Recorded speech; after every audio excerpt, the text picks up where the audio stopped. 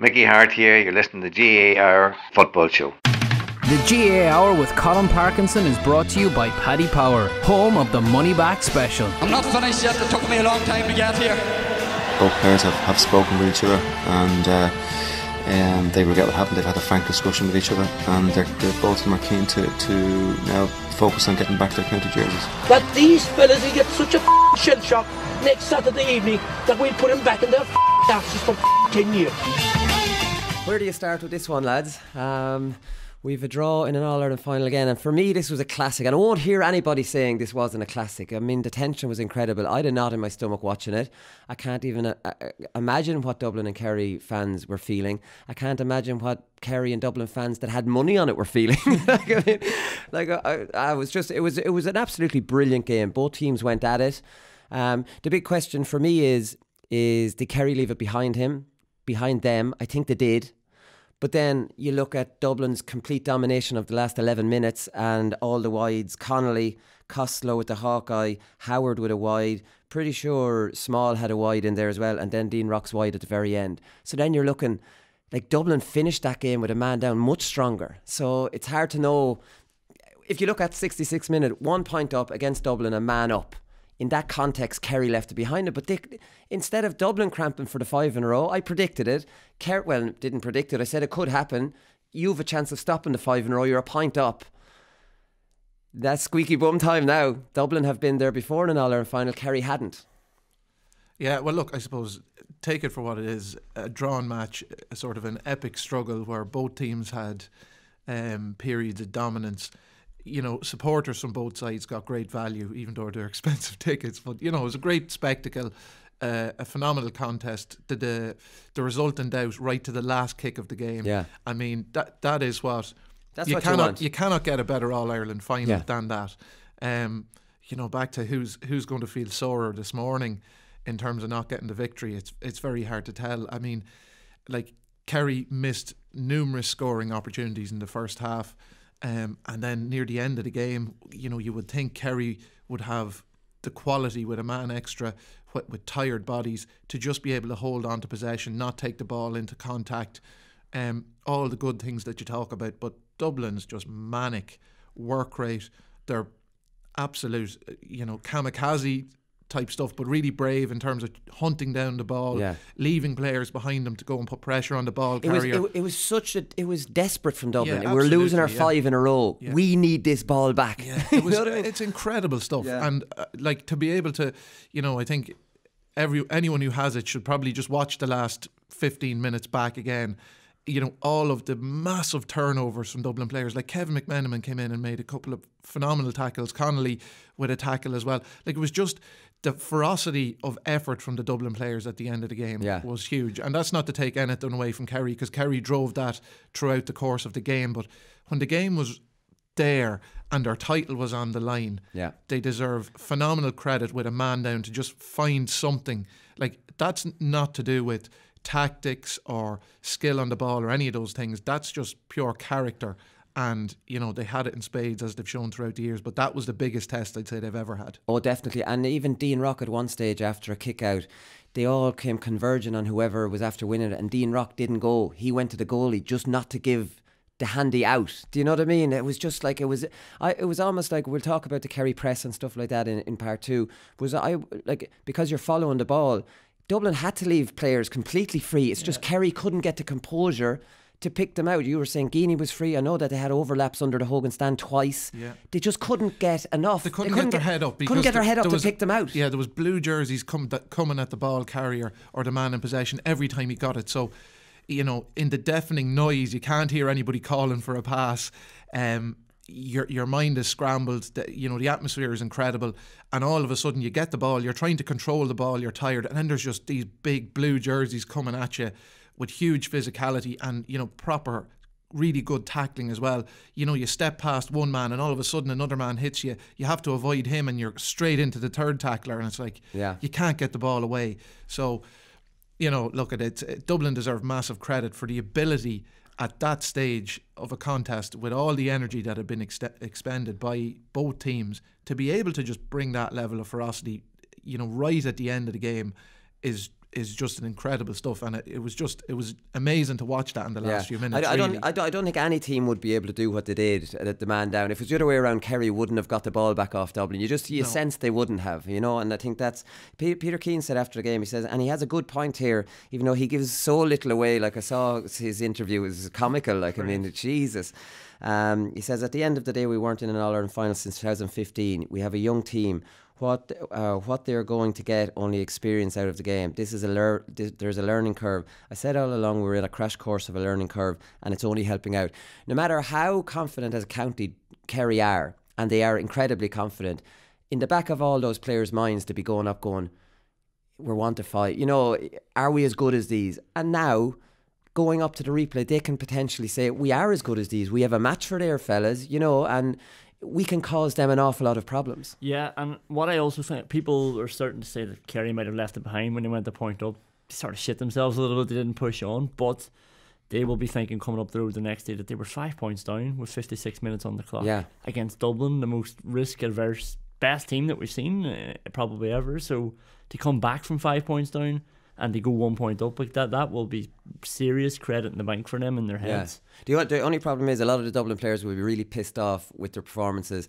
And did you see what Jack Mccarthy did yesterday after a bad game against Mayo? So, don't piss those lads off if they have a bad game. But like the Spillane goal, it's always a strange one. You watch the Spillane goal and it was a phenomenally good goal. And when a goal goes into Hill 16, I was actually thinking, is that goal being disallowed? The Hill goal, it's just like, is that surreal what's after happening? Nobody cheers because the camera is on the hill and it's just deathly silence. And then you're wondering, is the goal been disallowed? I think it's weird when opposition score a goal into the Hill 16. Yeah, there is. Yeah, it's an eerie kind of a feel. Well, having scored a goal into the Hill. Actually, speaking of that, it's strange because you scored a goal, and despite the fact there's a massive crowd in front of you where you're after kicking the ball in, all the noise is coming from left or right or behind you. Right, there's just no noise from directly in front of you. So, crossed arms. It is better. Would you believe I scored a goal into Hill myself, but it wasn't against Dublin. No, the hill was empty. So there was no it was against me. It was against me actually. Yeah, no, I must have forgot that. Did you still give it the old big into the Hill? Oh no, I turned. There was a pocket of Laois supporters in the Hogue, and I turned around to them. Wally, I think you got your comeuppance shortly after that, did you? I did, anyways. But listen, this is All-Ireland review, no matter how much I like to talk about scoring goals. Did you see Cluxton's reaction, which is very out of character? So the Spillane scored the goal. Cluxton wasn't at fault. He was kind of unsighted. It went under. It was a desperate tackle by Howard. And Cluxton's reaction, I would have thought the ball bounced out into your hand, Cluxton, put it on your tee, get it away. He drove it back into the goals, like a bit of petulance. And Cluxton was having such an amazing game, and they were 5 up. This only put 2 in it. I just thought it was a strange reaction from Cluxton. Yeah, well, to be fair, if you look at how that goal came about, and Cluxton is a bit like, he's almost like a manager on the pitch for Dublin, really. And I know he's in goal, so he can't get the messages a lot, but he's watching a lot of the game and he can see what's happening. The goal came from Paddy Small taking on a shot that dropped short into the goalkeeper's hands. And then the second mistake that Dublin made was, well, there was Davy 3 Byrne mistakes. Davy Byrne dropped it. It was a difficult one. He was backtracking. He got both hands on it. It would have been a spectacular catch if he'd held it. But when he dropped it and Tommy Walsh picked it up, Mick Fitzsimons left Spillane and went across to put pressure on Tommy Walsh, which was a crazy thing to do. That was a bad defensive decision. If he stayed with Spillane, there was no goal. So Dublin had 3 attempts to prevent the goal, and they made the wrong decision or poor execution in terms of skill on each of those 3 occasions. And Cluxton is watching all of this and he thinks they're 5 points up. Well, we should be closing this game out. But yeah, and I think I'm not too sure that he kicked the kick out straight to Tommy Walsh then. He did. Well, he was trying to kick it out to Fenton and Walsh read it. And yeah, but even still, it's correct what you're saying. Like if you were to point that out, if that was any other goalkeeper doing that, you'd say, oh, he's lost the plot. So I think that there's a lot of coverage, and there was a lot of stuff in the commentary of the game as well about how Cluxton is having this, magnificent game, and there was a lot of talk about his kickouts. He kicked all his kickouts long to guys that he expects to field the ball. There was nothing special about anything he did from his kickouts, and they lost a number of them, and they won some of them, and they got scores out of them. But what he did was he played the percentage. He played them long. He didn't put his team under any risk short, and of course he made 2 magnificent saves. But there was an awful lot of talk about how imperious he was with his kickouts. He didn't do the reason he was good from his kickouts because he didn't try to do anything too smart. The one that he did try to do clever, Tommy Walsh intercepted it and should have kicked the score, and he got lucky that it went wide. Yeah. And that one, you could see, I don't know if it was a Fenton or Howard, but whoever it was, were gesturing back to him then, and that's when you started to feel like, geez, this is starting to come off. Yeah, they'd won a few of his kickouts in that period. When Tommy Walsh, we'll talk about that in part 2, Tommy Walsh's substitution changed the game completely, not just from his impact, but tactically. Instead of Murphy being a sweeper, he marked someone, and now they played with an extra forward, and Dublin were all over the place dealing with this. We'll talk about that in part 2 because we have to talk about David Gough's performance, and I thought it was a very good performance by David Gough. We'll start with the penalty. For me, any other ref, it's probably a harsh penalty. But with David Gough, I've no sympathy on Cooper. David Gough's thing, and all referees have a thing, and David Gough's thing is do not be pulling your man off the ball because I will blow that. And the point when Johnny Cooper pulled Gough or pulled Clifford was when Clifford just was following the flight of the ball. By the time Clifford came back around from being pulled, Cluxton had a cut. So he made a huge difference. It was minimal contact, but he made a huge difference in Clifford being able to go for that ball. Do you know? So for me, it was a penalty all day long. Oh, it's the most obvious penalty you'll ever come across now. Johnny Cooper had his back to the ball. He had his arms wrapped around Clifford, and then he had a pull of his jersey. I mean, on 3 separate occasions there, he's fouled him. Yeah. Technically. Now, I know everyone will waffle on about how it's, the contact is maybe minimal, but there can be no debate that Clifford is trying to read the flight of the ball. Yeah. His direct opponent is putting him off. Is not facing the ball, and he has his hands wrapped around him. Like, how more obvious does a foul get? Yeah, no, it's true. And this is David Gough, who's watching out for stuff like that. Like, this is Gough's thing, as you correctly point out. He does this in every single game. I've played in club games and he does it regularly. He's always keeping defenders honest, because when the ball is, about to be played in and you go to make a run, the lad grabs you. I mean, it's a foul. Just because referees don't see it most of the time doesn't make it not a foul. I remember the first time I saw Gough doing this, it was the Connacht final 3 years ago when Roscommon beat Galway, and I was giving out shit about this because I'd never seen Gough doing this before, and I was like, that's very harsh. But you're 3 years knowing what this lad's thing is, and they will have discussed the referee and they will have discussed what he doesn't like.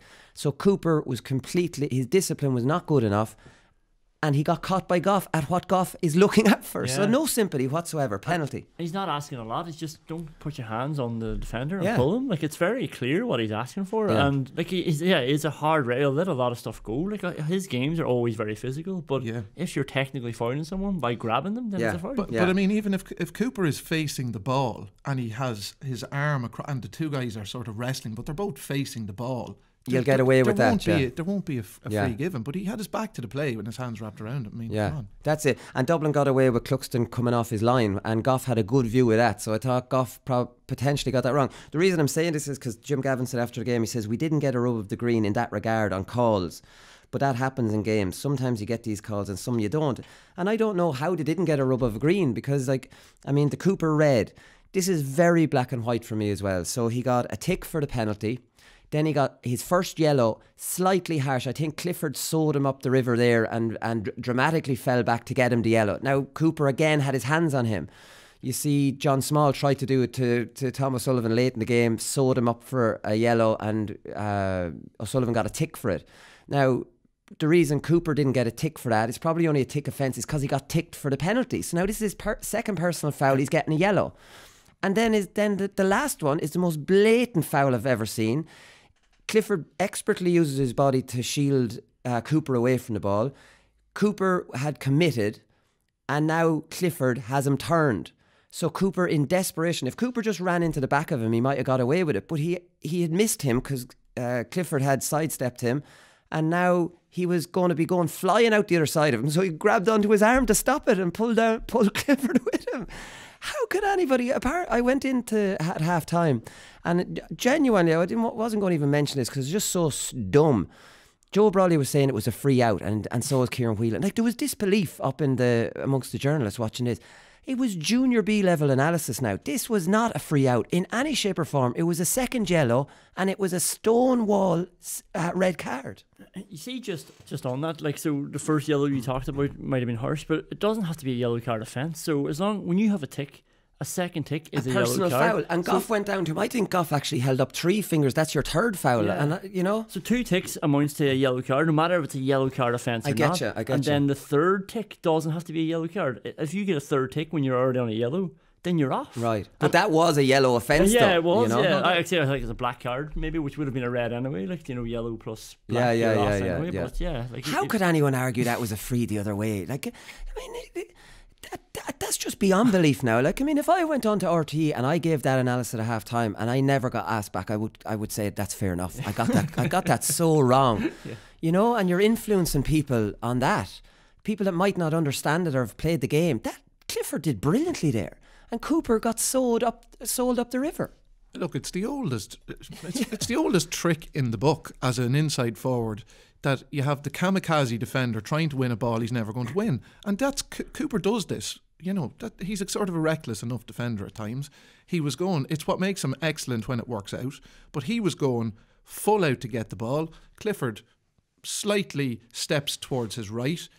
Clifford would have gathered possession in the ball with his left hand, and he was away the other way. And he had Cooper spun, and he was heading for goal.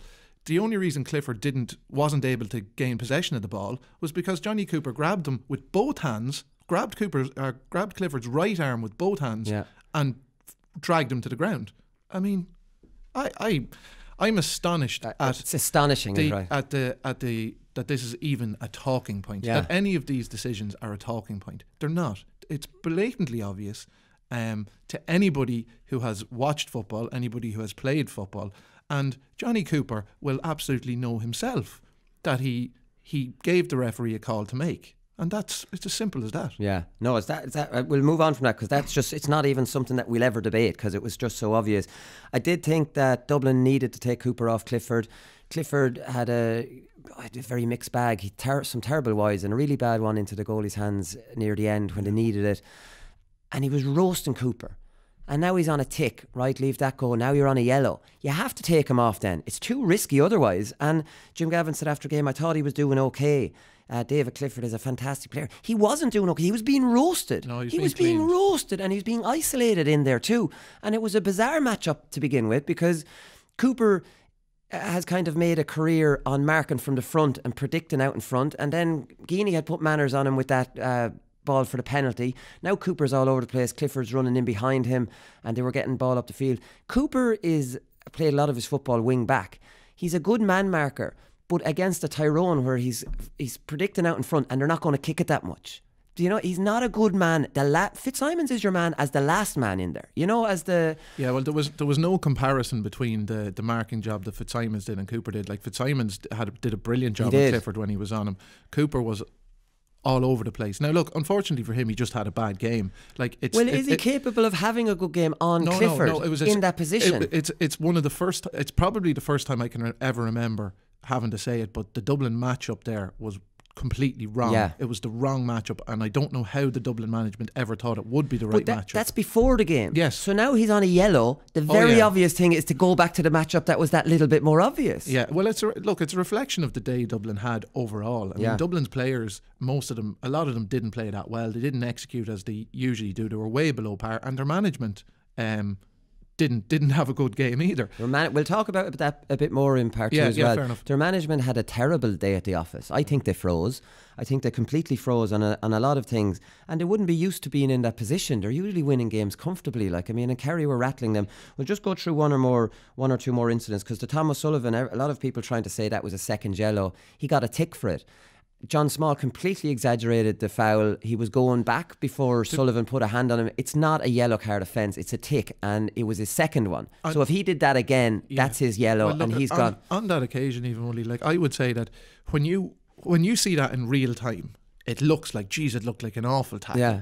But when you watch it in a replay, Tom Sullivan barely does anything. Barely touched him. Barely touched him. You could actually say that it's never given, but I mean, John Small's legs were in the air before. Yeah. It was simulation. It was basically a dive. How brave of that was that of Gough? Because the crowd roared, now, you know, the whole culture of evening the numbers up.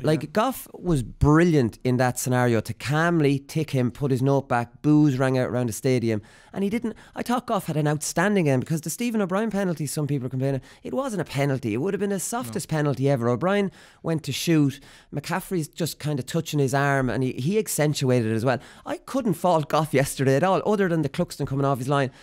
And I don't know. I often think they're often harsh penalties, anyways. You know, or to a retake or whatever for that kind of thing. Yeah, well, I suppose technically that was probably the only one that technically he got wrong. Maybe he got it wrong, but at the same time, go on. Sorry, no, go on. There was a foul by Diarmuid Connolly on Jonathan Lyne at the end. At the very end. That was a bad call. A trip. Yeah, that was a bad call. He tripped him. But other than those two, I think he got most of the call. He got all of the calls right in a difficult bloody game to ref. Brave calls to make as well, as you say, and especially with all the pressure and narratives that were going on coming into the game. I think that really needs to be taken into account. Like, I mean, when have you ever heard in the build up to a game?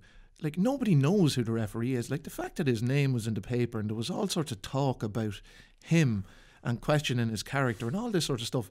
Like, personally, if I was a referee in that situation, I'd say, look, to hell with it, I couldn't be arsed with this. Why would you put yourself in that place? And then you have the pressure of the game. You have a massive crowd there putting extensive pressure because they all just roar for every decision that goes against their team. They don't care whether it's right, wrong or indifferent. Yeah. Players are constantly putting the referee under pressure. So it takes a massive amount of sort of fortitude and courage to continue to just apply the rules, you know, which is, and sometimes these calls are very difficult to judge. It happens so fast, it's marginal. Sometimes something can look a lot worse than it actually is. He has no benefit of any replays or anything like that. He was close. He was very lucky. He was close to the Thomas Sullivan foul. His positioning was brilliant, so he saw it. He saw it. Yeah. I was surprised he didn't actually have a word with John Small, because looking from the press box, I was thinking O'Sullivan could be in trouble here, because when you put your hand across, you don't know how much you pull. Yeah. But Thomas Sullivan didn't really pull. John Small just felt his hand and went to ground, and then had a word with Gough running past. Did you see John Small doing that? Yeah. But he was under pressure too. He went on a yellow too, and I thought he might have been changed. But Dublin were all over the place. One or two small ones here. Oh yeah, Dublin won the toss and went into the hill. We were talking about this last Thursday. So this dynamic has changed. So Cluxton went into the hill 16 the first half.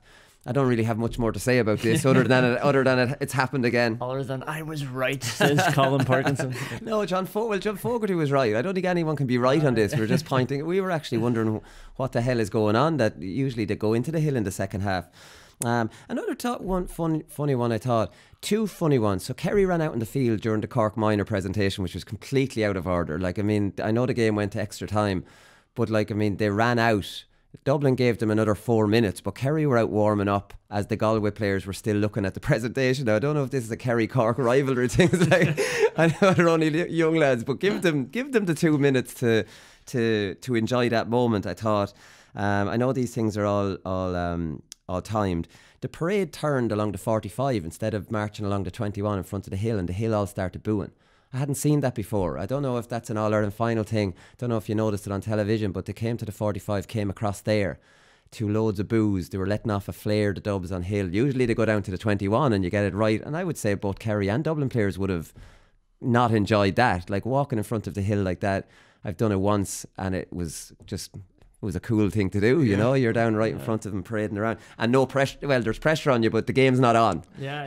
You know what I mean? You can have an old look. Last one is, there was an American comedian, Josh Prey, talking to the crowd at halftime. Now, you might have seen him on Facebook, and very unfunny fella, just shouting and roaring about how hurling's crazy, man, and how Gaelic football's mad and camogie. It's just funny when I look at the likes of this. He was up in the press box shouting and roaring. I don't find it funny at all, but how desperate the GAA is for any sort of outsider to like our game. So this lad spoke to the crowd in the stadium. So he had about 2,000 Twitter followers. Now he's about 16 since he started talking about hurling and football and all, mostly Irish. It's just an American fella who thinks hurling, and now he's got a ticket to the game and he's speaking to the whole crowd. Like, it's like the desperation for the English Twitter reaction to hurling, and to when it was on Sky. Like, why are we so needy for other people to love the GAA games the same as we do? Is it a weird one? Yeah, it's like just a need to be validated. Like, but look, I put out a tweet about this yesterday, and it's one of the biggest regrets I've ever had in my life. I felt like Willie for a second. They saw all these streams of abuse coming in. I sent him a picture of him because me and him agreed last week, this lad's so unfunny. Like, how are even people liking this? And then he was up in the press box, and I sent Conán a picture, like Conán's sitting at home, and this lad's up in the press box. This, what a smack in the face. You cover club, college, you do all the county games, league, whatever else, and then Josh prays up in the press box. Go on, Josh. Yeah. Okay. Fair play to him. I'm jealous of him. Right, we'll come back in part 2 and look at the match.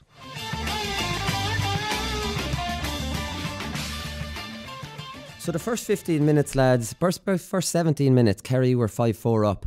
They were well on top. They were playing brilliantly well.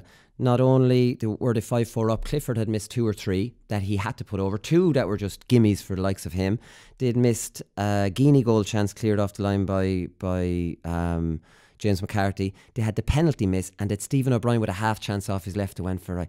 They arguably, conservatively, could have been 2-7 to 4 points up. Isn't that, you know what I mean? Crazy. They didn't make hay. Then Dublin got the goal against the run of play, and then probably for the second half of the first half, Dublin were the better team. Yeah, look, they'll be disappointed. Kerry will be disappointed with their execution. And in fairness, you haven't even included David Moore and kicked it wide. It was from distance, but the 2 that Clifford missed, 2 point scoring opportunities, definitely should have got them. Look, obviously a missed penalty is always going to go down as a big miss, and Stephen O'Brien got the point. So yeah, like they can the Guinea goal chance off the line as well. Like, even look, there's guarantee. Most days, 1-2 out most days there's an additional 1-2 on the scoreboard, and on a really good day you take all of those chances. Yeah. So when you play against Dublin, unfortunately you keep them in the game if you don't really take those chances. And in fairness to Kerry, they were superb on the restarts from Cluxton. They really kept Dublin pinned in and created these chances for themselves. So they'll be desperately disappointed with the missed opportunities, but they'll also take a huge amount of positives going into the next day from how well they did. They did. Now, they did well for that first 17 minutes. Then Cluxton started finding his men. Now, that press is so aggressive, lads, that I took a picture of it yesterday. It's 2-on-4 down the way. We know that. That's Mannion and Conán being left on their own, right? So that creates panic, right? Because you know how important this press is. And after any Sean O'Shea free or 45, Clifford was desperately calling everybody down. Like, there's nothing unusual in that. But when Howard caught that ball, there's panic stations then with the Kerry players. They're all over the place. This was, you can't let Dublin, if that press is on, they can't win a clean ball. You have to break it, slow it down, and let it get back in. The worst case scenario, the worst, is that Dublin get a fetch and a mark. Now you're in big trouble. Now, I thought Dublin were slow on a couple of occasions of getting it down, but from the 70 minute on, they hit that press for 1-2, and then Kerry abandoned it in the second half. But they had to abandon it. Yeah, I think so, because Dean Rock got a ball from deep as well. Cluxton started targeting. He caught a great one. That under the Hogan, That was a superb catch. It was, yeah. And like Howard, you mentioned, he got 2 like that one. It was 1 pass to Paul Mannion, and they ended up getting a score out of it. The McCaffrey goal, was like 3 passes, and it was in just from that ball over the top, and then Kerry completely exposed. And that's the thing. And you talk about the McCaffrey goal now, right? So some people said back to me yesterday, that didn't make any difference to the goal because McCaffrey ran from deep and he could have done that anyway. It did, because Morley and these guys are trying to desperately get back on their men. They're not set up properly. By the time they're back, have their hand on their man. Now McCaffrey's bearing in under 21, and I thought Morley's defending for that was poor. He stayed with Mannion. He let McCaffrey come right in and score when the right thing was to do, at least come out and make Jack double guess himself. Yeah. Well, I definitely think that it was Tom O'Sullivan was the one that I spotted in that one. In fairness, because Morley did have a man, but who was close to goal in terms of Morley was with Mannion. Mannion was at risk of getting a pass, say, for example. And look, Morley made the wrong decision. He should have come across earlier and made McCaffrey make a pass. But Tom Sullivan could see, he was on Conán O'Callaghan. Conán O'Callaghan just sort of jogged out the field and did a little bit of a loop. No interest in getting on the ball, while Jack McCaffrey was searing through the middle. Tom Sullivan should have left Conán O'Callaghan, and if he had left Conán O'Callaghan, there was no goal. There was absolutely no goal unless McCaffrey was able to beat him.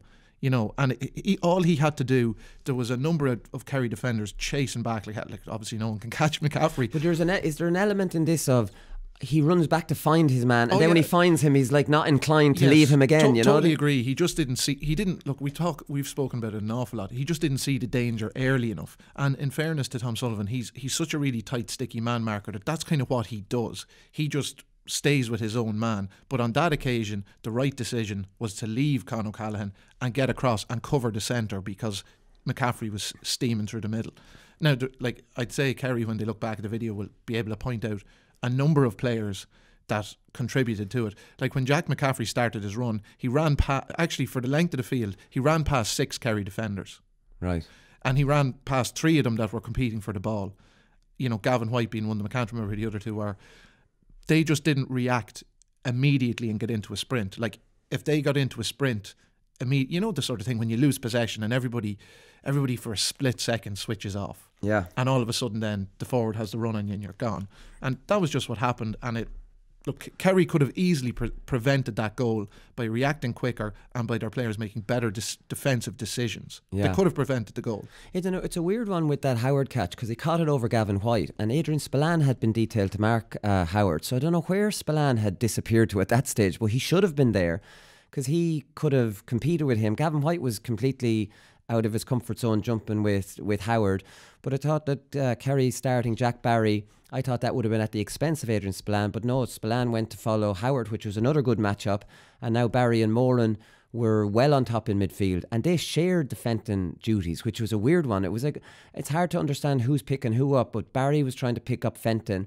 But I have a feeling Fenton was marking Moran for the he was marking Moran for the kickouts, you know. So there was a bit of confusion here, but it was not the man marking job from Jack Barry on Fenton I was expecting. No, certainly not. Like Jack Barry got involved in the play an awful lot and got on a good bit of ball. He won one of those good kickouts early on. Phenomenal catch. Falling backwards. Yeah, it was brilliant. He actually had a very good game for a fellow who hasn't played a huge amount of football in the championship. But yeah, look, sometimes the games just go a bit frantic. Like when you think that Kerry are playing with a zonal press on the Dublin kick-out, which are because it's zonal, they can't pick, you know, they're not going someone else up then. So then when the play breaks, if Dublin get possession, they're probably just picking up the nearest man to them and taking a bit of responsibility from that. Yeah, no, it definitely was. But Howard is the go-to man for the kickouts when all else is failing. Cluxton's looking for Howard. That's how important he's become, and he won a couple of really good ones in the second half as well.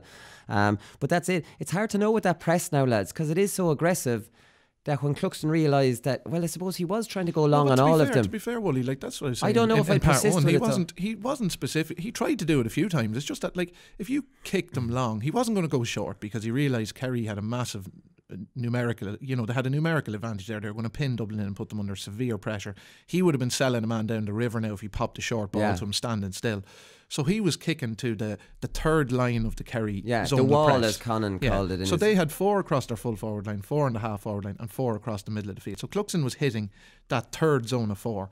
And what they had then was Rock and Howard would start further back and try to run into that. You know, Kerry, the fourth zone or the third zone out for Kerry were standing there in a zone, in a position. The Dublin players stood behind that and tried to make a run so that if Cluxton could hang it up or get distance on it, that they would be attacking the ball from behind and be able to do what Howard did, which was climb on Gavin White's back to get up and catch the ball, and Rock did it before that. Like if you look at the Jack Barry catch, Jack Barry is running backwards almost to try and get up and catch that ball.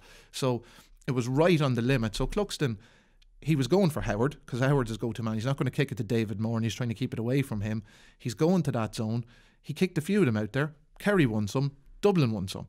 I mean, that's, you know, to be crediting Cluxton to say, oh, he cracked the press. He didn't. He kicked the ball to the same place he kicked some that they lost, but they just happened to, like, if you look at the catches, Rock made an incredible catch, Howard made an incredible catch, and before that Jack Barry made an incredible catch. Other than that, ball was broken and on the ground. That's what's always happened in midfield now. You know, you'll win some and you'll lose some, and you lose some, and it's a better thing than kicking it to your corner back, who's going to be pinned in by 3 or 4 Kerry forwards. Kerry went short a lot in the first half, didn't they, with their kickouts? And I think they went a bit longer in the second half. Would that be fair enough? Yeah, they did until I think Dublin started tiring a little bit. So I was looking at the last 25 minutes, and Kerry won 6 of their 7 kickouts, and Dublin only won 4. So Cluxton gave away 3 balls, which is when Kerry got back into around the game. Tommy Walsh impact. And David Moran had a big catch around there as well, but it started to open up a bit more. I don't know, was it just the legs with the lack of numbers, or McCauley being Dublin don't press as aggressively as Kerry do. I mean, Dublin Dublin nearly always there's always a spare defender in the opposition's full backline when Dublin are pressing. They kind of go zonal between men because they want to have men further back out the field. They didn't do that aggressive press they did against Mayo. Dublin didn't do that in the whole game, which was bizarre. Well, I suppose they were down doing it. They were down a man for a large period, so you can kind of understand it a little bit. But having said that, Dublin don't go as aggressive as Kerry on the press. You know, they don't, because they don't want to leave themselves fully exposed further back. They did against Mayo. They did the Kerry press against Mayo, but Mayo don't have enough danger. I don't think Dublin, being a little bit conservative, were like, it's a little bit risky against Kerry. If Moran catches it, he'll move. You know what I mean? He'll move it down. Dublin changed that press. Dublin did that against Mayo and destroyed them with it, and I didn't see it once. So this is interesting because against Mayo, it was only James Carr and Cillian O'Connor left in the 45, and Dublin had 2 players marking them. And Dublin knew Kerry would leave 4 up there, so they'd have to abandon 2. Yeah. And Dublin are happy to move them all up, but I don't know if they're happy of just leaving a man free. They're not happy to leave free men behind them. Now, they might change that the next day, having seen how effective it was for Kerry and having seen how effective it was for them at the end of the game. Was it effective for Kerry when Dublin hit it for 1-2? It was effective for Kerry because Kerry dominated the game. They dominated the first 17 minutes. In my view, you can't abandon a system that works because there are individual components within it that made mistakes. I mean, that's why coaches play with a blanket defence, because they don't trust defenders. They say, I'm going to take any element of risk out of this. I'm going to play 15 men behind the ball. You know, it's just a different way of viewing the game. Yeah. You're okay. So Kerry could have had 2-6 and Dublin would have got the 1-2. So but they wouldn't have. They mightn't have got the 1-2 if their players had executed exactly as. Like, you don't go out to, like, there's ways of looking at the game. It's like, do you press up into midfield and say we're going to win the ball here and we're going to press them high, or do you say, oh lads, what if we lose? And sure, if you say what if we lose, then you end up playing with men behind the ball and you'll never win the ball high up the pitch. You're right. So it's just but they did give it up though, which was interesting. I think at times you probably have to, because the energy in the team mightn't be good. And if you look at some of the scores Kerry got, maybe in the second half they got a couple that were sort of on the break, or where it was a broken down attack or a ball that dropped short, say, into the Kerry goalkeeper's hands, and they broke up the field with some kick passing. It's a big effort then for all your players to get back up the field and set, particularly the longer the game goes on. So I think at times there would be in a position to press that and do it well, and there'll be other times where they're after building their attack from their own defence. They just physically can't do it. Yeah, you can't do it. You can't. But you can trust me, because I was there. The aggressive press where they were just leaving 2 Dublin forwards didn't happen in the second half. Not that I could see. Anyways, the big turning point in this game, because I was saying Adrian Spillane picked up Howard, which meant one of the Kerry defenders was kind of freed up, and it was Murphy, who wasn't free all the time because the game's so helter-skelter and he might have to pick someone up, but he was trying to drop in the first half a little bit. In the second half then, when Cooper got sent off, Brian Howard went wing back. Now Kerry had Murphy as a free man, and he was their spare man until the 52nd minute, until Tommy Walsh came on. Dublin were 4 points up at that stage. Kerry were making no inroads with a conservative, and we always said this on the show here, it's just tradition in Gaelic football. If you have a spare man, he plays at the back, right? They were getting nowhere with this tactic, because Dublin generally won't kick it to a sweeper. When do you see a sweeper intercepting a Dublin pass? They don't happen. They're all diagonal balls now. But anyways, Tommy Walsh came on for Brian O'Bugley. Murphy went on Bugley's man. Now Walsh is an extra forward. Now Dublin don't know whether they're coming or going, right? So Dublin froze. I couldn't believe it. So James Mccarthy goes in on Walsh. Sean O'Shea is free. Sean O'Shea is playing out round midfield, and there's nobody really marking him. Can you believe that? Like, he ran amok in the last 20 minutes. He scored 2 from play and was on lots of ball. But that was just bizarre, because the natural thing from any management, right, I'll see what you're after doing there. So whether I want to or not, I have to take off a forward and bring on a back. That's what you have to do in that scenario. Kerry have just brought on an extra forward for a back, and Dublin didn't do anything about it. Like, Dublin brought on a sub for Michael Darmacaulay, Paddy Small. In the 52nd minute, they didn't make another substitution until the 67th minute. They froze. They absolutely froze. And they took off a big man for a little kind of forward. I think at that stage, Kieran Kilkenny went to midfield. It was just bizarre. I couldn't believe what I was watching, that their only reaction to the Tommy Walsh substitution was James Mccarthy going him. And what happens to James McCarthy's man? Yeah. And he was having a great battle with Sean O'Shea. Now, unless Scully was trying to pick him up, I saw... Or did Howard go in centre back maybe, or something? Howard was staying wing back, but Howard was marking somebody at that stage, So I don't know. It didn't seem smart not to take a forward off and bring on a back, and at least have your matchups kind of right back there. Yeah. Well, I suppose when I can't remember who Merchant came on for, but when Merchant came into Small, the game, so he had a bit of an impact with fresh legs. But as you say, if there's that wasn't for a forward. No, but it's bizarre that you would say that they had. So effectively for the latter stages of the game, Dublin had 5 backs marking 6 Kerry forwards. Really is what you're saying. For 10 or 15 minutes of the match. Yeah, no, they had 6 backs because Howard went back instead of Cooper. 6 against 7. 6 against 7. Yeah, and that was the situation on the field, lads, and Dublin management did not rectify that. Yeah, and Sean O'Shea's 2 score, he probably couldn't believe his luck. So he started the first move for his left-footed one. He kicked it down to Walsh, got it to Clifford, and he just came running in completely unmarked. And then David Moran's high ball into Walsh again. Sean O'Shea just comes running in completely unmarked, and eventually boys scramble over and he puts it over. But he was just he was tormenting them anyway. He was having a great game. And I heard Brawley said on RT afterwards that Sean O'Shea can do better the next day. He was outstanding. We'll talk about him in the second in performance of the weekend. But he was absolutely standing. But I found that crazy. Not only that wasn't the only crazy tactical thing. Kerry took off Gavin White. Gavin White had a bit of a nightmare now, for being honest. He was captain, and I'd say the pressure potentially got to him. Jack McCaffrey was giving him an awful doing. They took off Gavin White, and then there was nobody detailed. Jack McCaffrey wasn't being marked either. Now, I know, you see, it's all just all over the place at that stage, but McCaffrey was after hitting 1-2. White was taken off after his second point, I think, the one with the left. But it's interesting. I know it's different maybe when you're at the game, but it didn't look like Gavin White was given a man-marking job on Jack McCaffrey at all. No, it wasn't. No. But he was supposed to be on him. Right, he was meant to be on that wing. But McCaffrey was just doing what he wanted. Yeah, he was. Yeah, because Stephen O'Brien was being picked up by John Small. Yeah, well, it's a totally different tactical approach than what most teams have decided to do against Dublin, where they push a man who's specifically detailed to man mark Jack McCaffrey. Yeah, it didn't look. Kerry didn't do that, and Jack McCaffrey scored 1-3. 1-3. Yeah, it's. After seeing how Durkin man-marked him, I'd say the message must have been to Gavin White, well, now give him something to worry about the other way.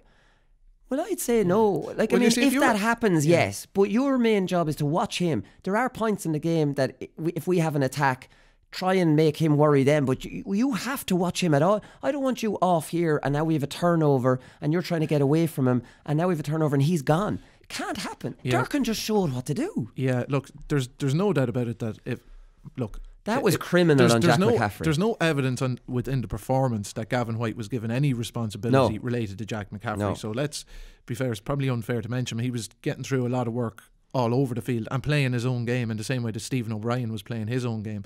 But Jack McCaffrey is just too dangerous a player really to leave sort of free. You kind of sometimes have to sacrifice a little bit of something to make sure that Jack McCaffrey is watched. Yeah. And that's a mistake from the Kerry management team that they hadn't made that call. Yeah. I think that was the one, probably one of the mistakes they made. A really big one now, and that's being hit for 1-3 over a mistake, and that's after Durkin just literally every time Jack McCaffrey took off on a run, he went on that run with him. And that's not rocket science, guys. He's a very dangerous player going forward. Yeah, and then give him something to worry about going in the other direction. And Gavin White's a defender.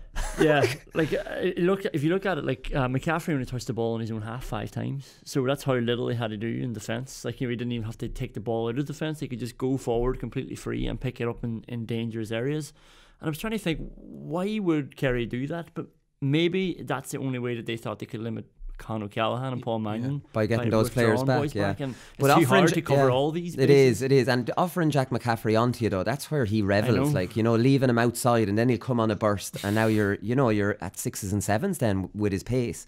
But it was bizarre. But we discussed last week, Cian, about Tommy Walsh starting. I was thinking you have to start him because it's exactly what Dublin don't want. And James Mccarthy went in on him like we all predicted. Now James Mccarthy, who's having a good battle against Sean O'Shea, and he was driving into Sean O'Shea, and Sean O'Shea was taking it and giving it back, and it was great battle to watch the two of them, two outstanding players going at it. But Walsh changed the game. The tactical change of Walsh changed the game where Murphy didn't sweep and now they had an extra forward. That absolutely changed it. But Walsh himself, he set up the goal. Then Moran gave him a beautiful ball, their club mates, over the top. That was textbook, lay it off. Sean O'Shea, in fairness, there was enough Dublin fenders back. It was a brilliant finish. Now he scored a point himself. He kicked a bad wide after winning a kick out. Look how he impacted 5, 10, 6 minutes. Yeah.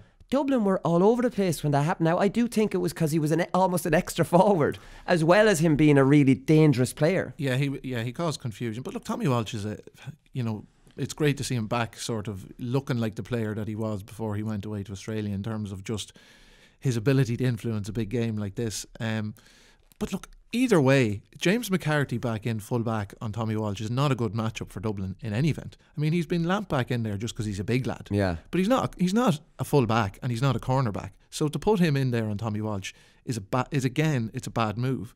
Maybe he's the best of what Dublin probably have in there, but there's no doubt about it that it blunts a lot. It takes a huge amount away from what Dublin have out the field, because if you're playing against Dublin, McCarthy is a massive driving force from the half back line. He is a massive physical presence both on his own kickouts and on the opposition's kickouts, and in terms of his physicality and defensive work around that middle third.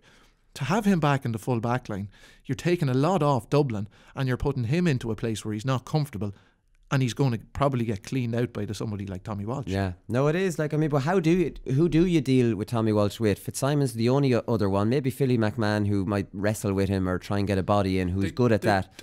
At the minute, based on performances and stuff this season, Dublin don't really have anybody that'll handle him. No. If the ball is going in right to Tommy Walsh, Dublin have nobody to handle him. You just have to watch the layoff. They just have to try and not, again, you put Philly McMahon in. If it's a bad ball going in, anyone will probably wrestle with him and break it off him. But if it's good quality delivery going into Tommy Walsh, Dublin don't have anyone who can compete with him. No, there's no, in my mind. No, and that's why I think he should probably be starting, because you have that over the full course of a game. And it was almost like we were saying on Thursday, why wait till you're 5 down to spring him? And that's what they did. Well, they were 4 down, and then when he came on, there was another one, and they were in all sorts of trouble. And then I think Moran took over in midfield. That would be fair at that time. He really came into his own, and he's a brilliant player, lads. He's just so stylish, and he's a Rolls Royce of a player. And he made Fenton look ordinary yesterday, there's no doubt about that, and that's very unusual to happen. So it was a combination of Moran coming into it, Walsh giving him that kind of option up there to get it in. Clifford kind of came out to the half forward line there. I thought Geaney battled well throughout without really, he had a very good game, without kind of setting the world alight on the board. I don't think he scored, but he worked really, really hard. It was a different type of performance from him, a battling kind of one. Yeah, he dropped out very deep. Look, he influenced the game through effort and work rate as opposed to through his silky skills. But even still, he still had a massive influence in some of their key moments in attack. And it was his pass, his little bit of brilliant skill, and a lovely little pass into Clifford that Johnny Cooper ends up fouling Clifford for the yellow card. So he was probing and he was causing problems up front as well, but predominantly he had it was work right across the field. But going back to the whole tactical thing and maybe starting Tommy Walsh, I mean, Kerry decided they wanted Paul Murphy as a sweeper, so they played Adrian Spillane and got him back out on Howard. So it meant that Davy Byrne was basically free for Dublin for the whole game. That's a call Kerry. If Kerry make the call to play Tommy Walsh in the full forward line from the start, and you would have to say, probably Spillane is the man who gets dropped for that role. It means that then Kerry don't have that cover defender in their own defence, and I think that they would be afraid of Dublin's potency in attack in order to do that. So it's a very difficult balancing act for them to go with. You can definitely you can see the benefits of starting Tommy Walsh because it messes Dublin up. Yeah, but it's a very hard one to gauge what the best option is. Here's the thing: how many interceptions did Paul Murphy make as a sweeper? How many double ups did he make where he dispossessed anyone? I know you can be there sometimes, so you might be turned off to kick in. I understand that, but that's hard to prove. If you think about Conán O'Callaghan, when he was getting the ball, he was always beating the first defender, and it was always the second and third defender that would foul him or bottle him up.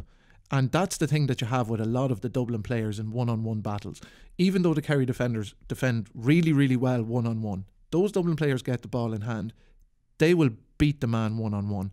And it requires a huge amount of work rate from your midfielders or from your half forwards to be able to get back to block up that space if you don't play with a sweeper. Yeah. So personally, that's the way I like to see football being played. I would be more adventurous, and I would be saying let's cause the opposition a problem, but I can still understand why they did I can it, understand why they would go with It a wasn't sweeper. until they gave that up that they actually well, in the first 70 minutes it was working out well, I suppose. Like, I mean, that system was working out perfect.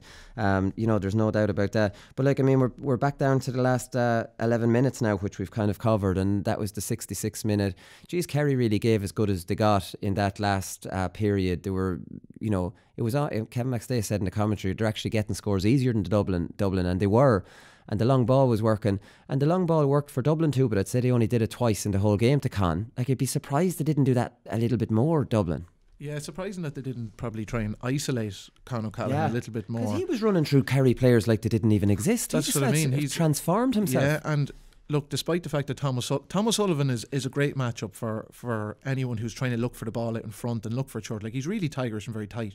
But any ball that went in between them in a physical, in the air confrontation, As a mismatch, yeah. It is a slight mismatch, despite the fact that Con's going to have to work very hard for it. So it is surprising that Dublin wouldn't have tried to work that a little bit better to try and isolate Conn O'Callaghan inside.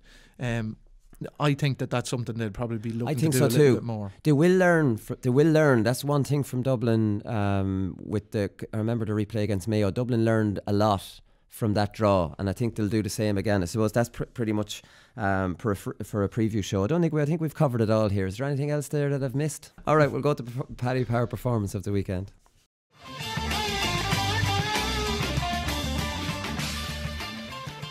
Right, so Paddy Power performance of the weekend. We've probably covered Jack McCaffrey enough. His 1-3 from play. He got one with the left, he got a goal with the right, he got a fist past the point, and he got a point with the right. Like, I mean, it's just an array of his absolute brilliance. I didn't realise he had the left on the run. It was from the top of the D, but still, like, I mean, he was being marked, and that's like, he's not known for being left-footed. It was just a fairy tale performance by a player that I know we all love on this show. I don't think any bloody Gaelic football fan wouldn't love Jack McCaffrey. He plays with a smile on his face. He was brilliant, and Kerry might not thank Paddy Durcan for keeping him quiet. That's basically, you know what I mean? He was clearly up for it. I think Kerry not man-marking him was a huge mistake. Like we said, when you're dropping players back behind the ball, and in the second half, when Gavin White went off, there was actually, I was looking at this going, who's on him now? And he was standing around midfield on his own. Do you know what I mean? And this Gavin White got taken off. Let me see what minute Gavin White got taken off. He was taken off in the 48th minute. So for almost half an hour, Jack McCaffrey wasn't really being marked by anyone. Just think about that. I think at that stage of the game, he had 1-2 at that stage. He had 1-2 off him. I think, to be fair, I think if you were detailed to mark Jack McCaffrey and you were after running around for an hour, you'd be looking for strength in numbers as well. You'd be trying to drop 20 yards off him and say, Jack, you can have it in your own half back. But we know that doesn't work. That's where he's destroyed the likes of Tyrone and these lads. He's getting a head of steam up. So now you're giving him a free run at you. And a lad with that blistering pace, don't let that, track that run from source. And like we always analyse here, he won't get that pass if someone's on him. You know what I mean? They won't give it to him out there. They'll just, he's being tracked, and leave it off. So it was just bizarre. 1-3. The top scorer for Dublin, well, Dean Rock obviously from the freeze. 4 Dublin players scored in the entire game out of 19, which is a bizarre one, and only one sub on after 66 minutes. And that is very, very unlike Dublin. No, well, I suppose we covered it before, and we've been proven correct. Jim Gavin does not trust his bench. He doesn't trust what's there. That's why Connolly was back in, and it's why there was very few substitutions made. They haven't made any impact in any of the games, and the evidence of that, the evidence of the lack of substitutions tells you that he doesn't trust them. Yeah, no, it doesn't look like it does, and I don't think it is. Like, even Eric Lowndes wasn't there on the bench. That's very surprising to me. He's usually a sub that comes on. Like, I mean, and always does well. And but wouldn't he be the perfect utility man? Take off a forward, bring on Lowndes, and now he can pick up O'Shea. Yeah. Why would you not put him on? Because he can do a job kind of anywhere in that middle third, and he's got great pace. He'd be perfect for Sean O'Shea. So that was a really weird one. Dean Rock, I think, deserves a mention for performance of the weekend. The fetch, the clutch point to equalise it, the freeze was perfect. Like, we can't in any way criticise him for the last three. That was an almost impossible. If any critic I would give to it, I would have thought maybe he might have gone short and tried to work a closer in free, because Kerry were under a lot of pressure at that stage. Yeah, look, it was when he was lining it up, I didn't fancy him to get it, just because I think it's distance-wise it's slightly out of his range. He struggles with the longer ones. He just doesn't have the same distance in his kick as, say, what Sean O'Shea would have. But you know, and you take everything into account, the way he had to step off the pitch. There's a slight drop there. Very difficult. I never thought he'd get that. No, and as well as that, like, he's 78 minutes in after running around for a long time. I mean, your legs are not exactly fresh. Even after a warm-up and you're feeling fresh, that's still a big kick. So at that stage of the game, I think Jason Sherlock was definitely on having a word with him before he kicked it. He did take a long time over the free. I think the Dubs looked at it and just says, look, this is the chance. It's why we held on to possession for so long. We drew the free. We've managed this well. This is our chance. You know, have a go at it and see if you can get it. And in fairness, they would have had great faith in Rock. To be honest, very difficult free, you know, very, very tough one to get, particularly taking everything into account. He couldn't be blamed at all for that. You know. So he got 10 points. He had a great game. 10 points, 3 from play. Got that fetch, obviously, in midfield. He got 6 frees, 145. Sean O'Shea got 10 points as well. 4 frees, 3 45s and 3 from play. Sean O'Shea is a very impressive free taker, isn't he? Like, I mean, his distance doesn't seem to bother him at all. 45s are nearly gimmies. They're flying way over the bar. Yeah, like his striking in the first, like all the frees he was getting in the first half from distance, like there was none of them are straightforward frees. They are to him, but to the ordinary free taker, they're not. They're difficult kicks. And they were at the time of the game where you kind of keeping Kerry in it and keeping Kerry ahead. Like, it was like 345s in a match is fair kicking for anybody. Like, I mean, I don't know what the strike rate is in 45s, but I mean, 3 in a game, they're probably at inter-county level, they're probably a lot more than 50-50, but you know, maybe they're 80% strike rate or something. But I mean, that's phenomenal accuracy to do that. Like. It was important too, because one of them was after the penalty miss, so at least that was only a 2-point miss. Then he got that, and then there was another one after the crossbar. That was it. Geaney got blocked down, and he got a 45 from that too. So the 2 goal misses at least turned into a point. That's massive. Yeah, and you're not, like, you're coming away with something at least. Like, that would be like, we'd all just be talking about these missed chances now for Kerry, but he kept the scoreboard going for them, and I think one of them actually put them back in the lead anyway, even though they'd missed a goal chance. Yeah, no, definitely. So Sean O'Shea, I think he had 23 possessions, which isn't that much, but Jesus, was a great battle. Honestly, that was probably one of the most underrated battles of the whole day, was Sean O'Shea versus James Mccarthy, because Mccarthy, he wasn't playing the old I let him off and hold into the centre-back position. Oh, when O'Shea won a ball, he bloody, you know what I mean? He really had to win it off James Mccarthy. He was going in hard on him. David Moran, I think, was the outstanding midfielder, outstanding throughout. The only blot on his whole day was the turnover at the end, and he should really have not run into that many Dublin players, even though, Jesus, a few occasions in the second half he was bottled up, and amazingly he's able to get out of it. However he does it, and you know, we've talked about this before, where he's being tackled and he's not even paying attention to the fella tackling him. He's just still looking ahead. Beautiful couple of the beautiful ball to Walsh that Byrne caught. That was almost inch perfect, and then the one for the Sean O'Shea point, that was inch perfect. That was lovely. I don't know, lads, I don't want to get into a preview, but like, I mean, Moran and Walsh definitely have an understanding from their time at club, you know, the club together. They absolutely do, and Moran is such a good kicker of the ball that he's able to put the right flight and angle on the pass from deep in the field into Walsh, which means Walsh he's winning. He's going to win a very high percentage of them. This isn't like Mayo when they lamp Aidan O'Shea in there and they fire crap ball in at him. You know, up in the sky, or even a lot of the ball that Donaghy used to get over the years for Kerry was crap. You know, Killian Young running down the wing and kicking it up in the air. You know, this is proper backspin on the ball, beautiful flight. When that ball is landed to Tommy Walsh, it's landing soft, so it's very easy for him to hold it first time. It's not hammering off his hands because it's been hit like a bullet. Like, it's beautiful flight on the ball. So yeah, very interesting. Yeah, I've Stephen Cluxton down here, even though you've turned me off him a little bit, but the 2 saves alone, the 2 saves alone were penalty save was massive, and that really knocked the wind out of Kerry's sails, who were really rattling him at the time. And the Murphy save was outstanding as well. Like, I mean, that was the time when Murphy was actually a sweeper, and maybe he was told to get forward a little bit more because he wasn't much of an advantage the way he had been playing, you know. But that was a great strike, and that was going in if he didn't get the fingertips to it. Yeah, two brilliant saves, and it's just, he punched a great ball in the first half away too. That was a dangerous ball. Yeah, he did a dangerous ball around the square. But it's amazing, Cluxton. I mean, like, he almost he had for a goalkeeper, like, he had almost a career highlights reel in the All-Ireland final. You know, if a goalkeeper made one of those saves in an All-Ireland final, it'd be the highlight of their career, and he's made 2 of them and no fuss about it, you know. So the penalty save was a massive one at the time, really crucial to the momentum. It was a poor enough penalty though, wasn't it? At least there was conviction in it, but it was a nice height and it wasn't to the corner. Yeah, look, it wasn't the best penalty in the world. He struck it reasonably well. He didn't, there wasn't a huge amount of pace on it either. Clifford has to take them.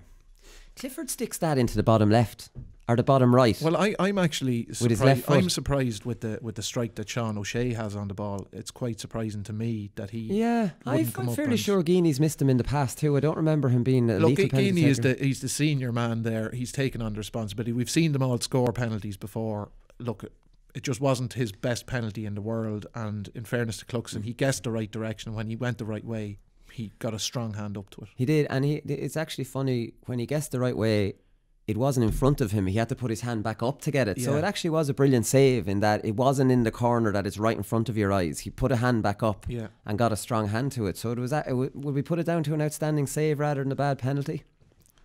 Very good save. Okay, Tommy Walsh is the other one, lads. Turned the game completely, assisted 1-1. We've talked about that. Tadhg Morley deserves a mention here, lads. Got the job of marking Mannion, who has been... I know everyone's talking about Conn, but Conn across the season hasn't been as impressive as Mannion. Mannion has been their main man. I didn't see that matchup coming. I thought Morley would take on Conn, Thomas Sullivan and Kilkenny, and I thought Foley would have marked Mannion. And I'll stand corrected on that because Foley could get roasted by Mannion. Morley, you just know what you're getting from him. He's just an honest, strong player, and you're getting nothing easy off him. And I think he got into Mannion's head so much that Mannion just started taking pot shots, and now they were going over against Mayo, but he 2 bad wides in the second half. He did well to stay on the field the whole game, actually, the way Jim Gavin would be ruthless enough. Yeah, look, he snatched at a couple of his chances, but that's a reflection of Morley's performance as well, in that even when Mannion maybe got away from him, Morley was chasing him down hard. He was constantly getting back to put him under pressure, and Mannion would have been feeling that pressure all along. And Mannion just didn't have he was kind of back to the erratic Paul Mannion that we would have seen over a number of years previous, where he's mishandling ball, he's skying shots he would be clipping over on this season's form. So he'll be disappointed with his own execution. Now, none of the shots that he tried, the 2 that he skied up in the air, they weren't percentage shots per se, but he'd been getting them this season. So Morley deserves credit for putting him under huge pressure. Yeah. Mannion was whipped off at the end, wasn't he? I think for Did he get taken off at the end? 67 minutes or something. Yeah, which it was a sign of the game, or Tadhg Morley was having at least. Oh yeah, 67. But we did well to get to 67. Yeah. That's the. It's surprising Costello wasn't brought on a bit earlier, to be honest, because particularly with the game the way it was, like Costello's he buzzes around a good bit, and he is very lively when he comes into very a game bad like miss. That. Very, very bad miss from him. That was That was an easy chance for a player him, like him. For him, he'll be disappointed he didn't get very that. Disappointed. And some people giving out that Connolly came on for Howard because Howard was playing so well. I'm fairly sure Howard was was tapping at his leg. I thought it was his hamstring. Maybe that was cramping, or maybe he strained it. He was down on the ground. It wasn't. No, it wasn't anything to do with his performance. But Connolly had been warming up for a long time, lads, and he'd been tugged out for a long time. And it wasn't until Howard actually showed signs that I'm injured before he came on. I do honestly think Dublin management froze, lads. If Connolly's top is off, what are you waiting for? Get him on. Now, he had a shot to nothing as well. I wouldn't blame Connolly for going for that. He's well able to get those type of scores, and he was in the pocket. But that tailed off wide. Howard tailed off wide. They were dominating the game, but maybe that was nerves as well, even though that they were putting their bodies on the line to get the ball. But they were missing kind of chances. Look, they're chances that those guys are capable of getting. But, Connolly and Howard, if you stand them there and give them 10 shots, they're not going to get 10 out of 10. Howard would be doing well, I'd say, to get 6 out of 10 from where he shot from. And they were unlike Dublin. They were pot shots rather than. Probably that's a reflection of Kerry. with the extra player that they had, Dublin's legs being tired. They didn't really want. They had an opportunity. It was a sort of a 50, 60, 70% shot. They ordinarily would work it on, but they didn't have that extra support runner. It's late in the game. They've worked so hard to get possession. They have to have a go. They have to have conviction and go for these things rather than passing responsibility and passing the buck. Like, I'd say when that ball went back to Connolly, I'd say most people would have been thinking, oh yeah, he's going to nail this, because that's what you expect from from Connolly, you know, and Yeah. he probably didn't miss it by much. Yeah, no, I don't think he did miss it by much. Right, who wins performance this weekend? Very obvious one, Jack McCaffrey. I don't know, 1-3 Willie. from wing Like, I back. mean, we're going against everything we believe in if we give a man of the match to a fellow who fists a pint. You know?